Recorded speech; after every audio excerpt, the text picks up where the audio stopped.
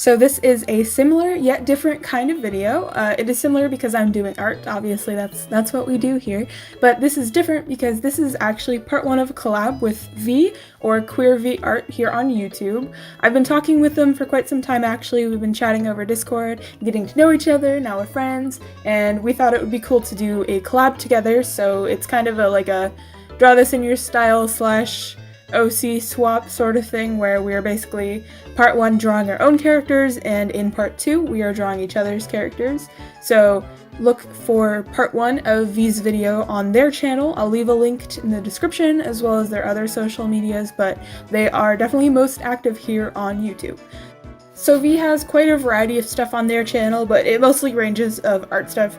They do bullet journaling, they do unboxing for art stuff, like art subscription boxes. They have palette full packs, and they just told me that they resubscribe to Art Snacks actually, so they'll have both of those on their channel, I'm sure. VEE also does just like regular art videos and stuff like that, but either way, I would definitely recommend checking out their channel. They have very fun videos, and VEE has a super upbeat and fun personality. They're just enjoyable to watch, enjoyable to listen to. So definitely recommend checking them out because they're really cool.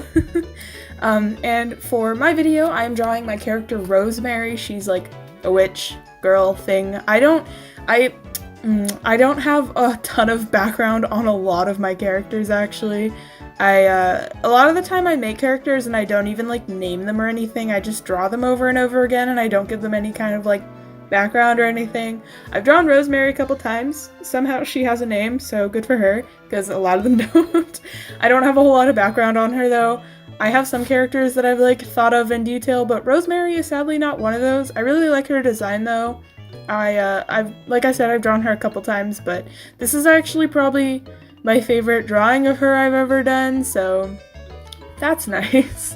I did do this in my sketchbook. This is the Canson XL mixed media paper, and obviously I am using my Copics. I was kind of nervous with this one because I winged this drawing, as I do with all of my drawings actually. Something I have grown very aware of because of VEE actually is because VEE always plans out their drawings, like they do thumbnails and stuff, they plan out their colors and everything, and I don't do that. So especially when it came to this illustration, I was trying to keep it not necessarily a limited color palette, but not a like extreme color palette. I didn't want a lot going on, and when it came to coloring things, I was like, I want the jeans to be a kind of jean color with like a more minty hue, and I want her to have sunflowers in her hair, and then I was like, oh, what am I gonna color her shirt, and what am I gonna color the bag, because I was like, the bag already has sunflowers in them, and am I gonna make the bag yellow, because that's what I initially intended, but I was like, oh, that's a lot of yellow next to each other. I colored it yellow. I still went with yellow, but it turned out okay, thankfully, but this is a prime example of why you should probably thumbnail your art before you create it. At least like test out colors, like draw a little thumbnail and plan things better, because I really don't plan things when I draw. I just kind of go for it, even when it's like a quote-unquote like more finished, more detailed piece. Like every now and then I get real crazy and I draw something that has like a background and a lot of stuff going on. I just kind of sketch it and I go with it. I don't really test anything. I don't often thumbnail. I can probably count on like one hand the amount of times I have thumbnailed stuff for drawings recently, and by recently I mean like in the past like 6 to 12 months, so that's kind of sad. However, I've started trying to thumbnail things because I feel like that's very important. So thanks VEE, you're making me thumbnail things every once in a while. Not a lot, but like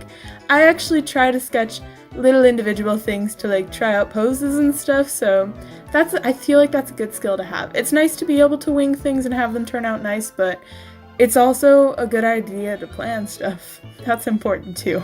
Art tips, plan stuff. Don't wing every single little thing you draw. But like I said, it actually ended up turning out pretty nice. And then there was just a lot of white space, so I went in with a zebra mild liner and I just put in a very uneven square. I didn't use a ruler or anything. Again, winging it, that's my specialty when it comes to art. Didn't turn out horrible, but that's not a very good square. I actually ended up fixing it a little bit after this video, but it's still not the best. But that is pretty much it for part 1. Again, go check out VEE's part 1, a link will be in the description, and hopefully I will see you guys around for part 2. But that is it, so thank you guys so much for watching, and I will see you in the next one.